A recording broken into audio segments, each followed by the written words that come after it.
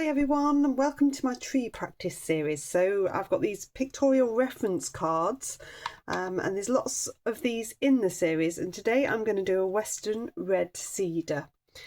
So we're going to have a little go. I'll talk you through the colours as I go. This is just a little bit of Bockingford and I'm going to wet the paper first of all. So this is with a round number 10. I'm going to get a nice sheen on the paper.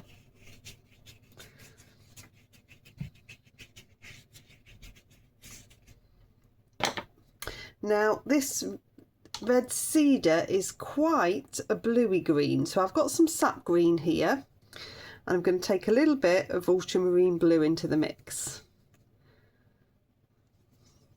So I'm just making, you could just use some Gambo's yellow and ultramarine blue, that would work quite nicely. And what you're waiting for is that sheen to go a little bit satin. So this is round number 6 that I'm using, and I'm going to start towards the middle.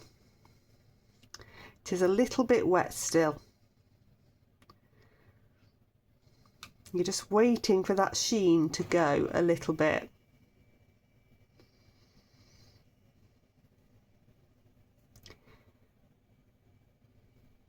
Okay, I'm going to come on now.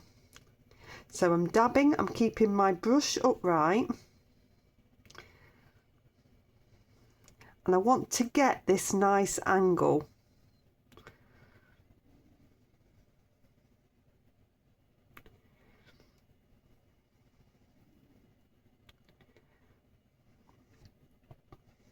So dab, dab, dab.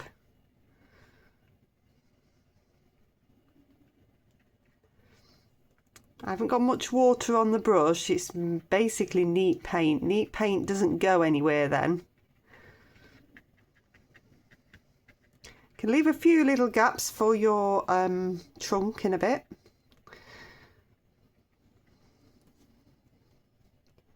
You get a really nice soft effect.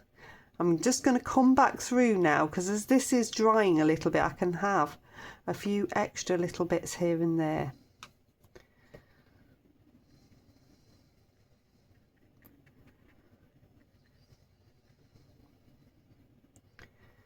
Okay, so I'm going to dry that one off now.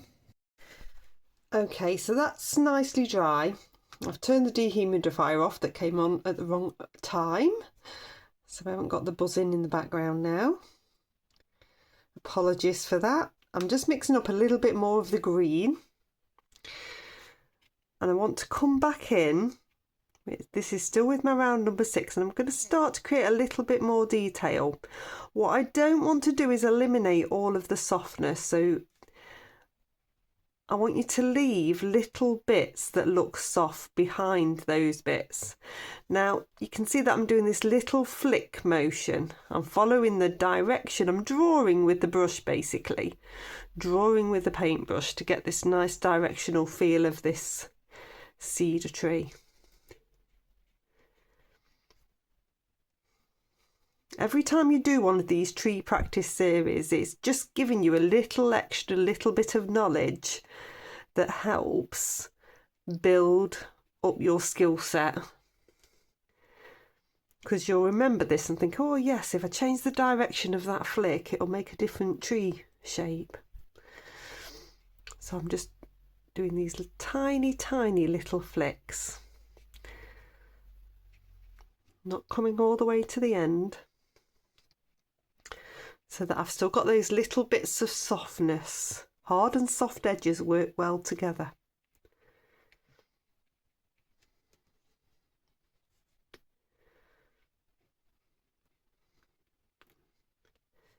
And then this bit down here, they're a little bit more of a downward flick.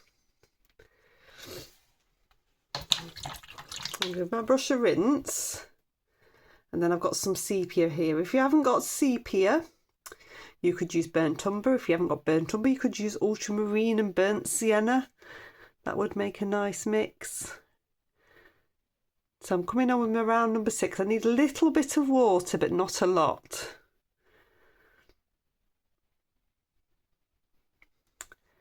I'm going to pop this chunk in. And then you're working in between this foliage, so you're getting the nice dark trunk appearing in between. You can come all the way up. It's going to get thinner as you get towards the top. You might get a little bit of a odd branch coming off as well. You can see like that. I've done that little jaggedy bottom at the bottom of my tree. So I've rinsed my brush, I've dabbed it off on some kitchen towel, and I'm just going to try now to lift a little bit of light. You can do this when it's dry with a wood pulp paper, it'll just lift off. If you're using a cotton paper, it's nice to get it when it's damp. I'm just trying to just lift a little bit of this colour.